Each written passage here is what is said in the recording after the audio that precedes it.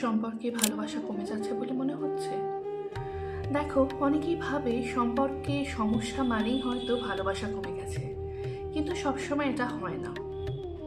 অনেক সময় সমস্যাটা সামনের মানুষটা না, সমস্যা থাকে ঘরের এনার্জিতে।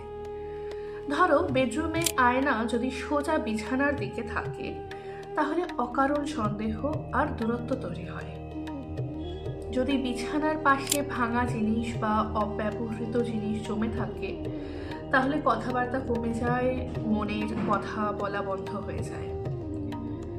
আরেকটা খুব কমন ভুল, বেডরুমে আগুন আর জল তত্ত্বের সহাবস্থান। মানে লাল, কমলা, গোলাপি বা হলুদ রঙের আধিক্য, সঙ্গে ঝর্ণা বা নদী বা জল জাতীয় কিছুর ছবি। এতে ঝগড়া আর অস্থিরতা বাড়ে। এখন 3টে ছোট্ট টিপস বলি, যাতে বেডরুম বাস্তুদোষমুক্ত হয়। প্রথমত, বিছানার সামনে থেকে আয়না সরিয়ে ফেলো।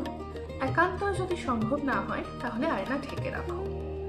দ্বিতীয়ত, বেডরুমে যত বেশি আলো বাতাস চলাচল করে তত ভালো। যতটা সম্ভব কম আসবাব রাখো।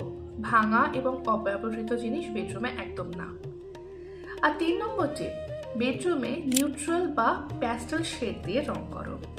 বিশ্বাস করো, এনার্জি ঠিক হলে ভালোবাসা আবার নিজের জায়গায় ফিরে আসে।